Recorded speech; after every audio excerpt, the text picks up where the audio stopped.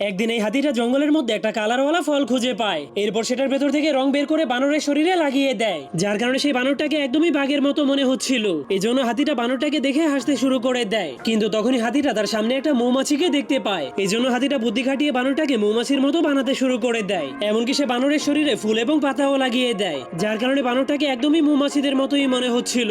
কিন্তু এরপর তারা দুইজন মিলে একটা প্ল্যান বানিয়ে লুকিয়ে লুকিয়ে মৌমাছিদের মৌচাকের উপরে নজর রাখতে শুরু করে দেয়। তখনই বানরটা লুকিয়ে লুকিয়ে একটা মৌমাছির কাছে চলে যায়। এরপর সে দেখতে পায় সেই মৌমাছিটা মধু তৈরি করার জন্য ফুল থেকে রস সংগ্রহ করছে। যা দেখার পর তখনই বানরটার মাথায় একটা আইডিয়া চলে আসে। এর জন্য সে একটা বাটি তৈরি করে সেই বাটির মধ্যে সবগুলো ফুলের রসকে সংগ্রহ করতে শুরু করে দেয়। এরপর বানরটা সেই রসগুলোকে রানী মৌমাছিকে দেওয়ার জন্য গাছের উপরে উঠে যায়। তখন মৌমাছিদের রানী এতগুলো রস দেখার পর অনেক খুশি হয়ে যায়। এই জন্য সে ওই রসগুলোকে নেওয়ার জন্য তার দলের সবাইকে ডেকে আনে। এরপর রানী মৌমাছি বানরটার কাজে অনেক খুশি হয়ে তাকে এক টুকরো মধু উপহার দেয়। তখন বানরটা সেই মধুটাকে দুই টুকরো করে অর্ধেক তার বন্ধু হাতিকে খেতে দেয়, আর অর্ধেকটা